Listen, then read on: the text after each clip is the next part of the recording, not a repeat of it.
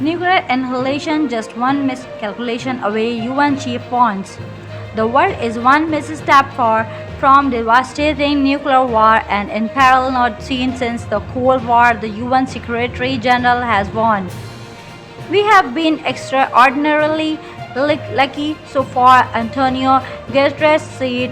Amid rising global tensions, humanity is just one misunderstanding, one miscalculation away from nuclear annihilation, he added. His remarks came at the opening of a conference. Four countries signed up to the Nuclear Non-Proliferation Treaty. The 1968 deal was introduced after the Cuban Missiles Crisis, an event often portrayed as the closest the world ever came to nuclear war. The treaty was designed to stop the spread of nuclear weapons to more countries and to pursue the ultimate goal of complete nuclear disarmament. Almost every nation on earth is signed up to the NPT, including the five biggest nuclear powers. But among the handful of states never the signed are four known as or suspected to have nuclear weapons: India, Israel, North Korea, and Pakistan. Secretary General Guterres said the luck the world has enjoyed so far in avoiding a nuclear catastrophe may not last, or argue the world to renew a push toward eliminating all such weapons. Luck is not a strategy, nor is the shield from geopolitical tensions boiling over the new nuclear conflict, he said. And he warned that those international tensions were reaching new highs, pointing specifically to the evasion of Ukraine, tensions of more Korean Peninsula, and in the Middle East as examples.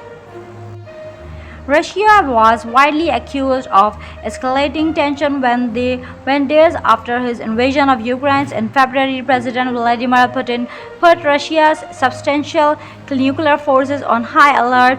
He also threatened anyone standing in Russia's way with the consequences you have been never seen in your history. Russia's nuclear strategy includes the use of nuclear weapons in the state existence and under threat.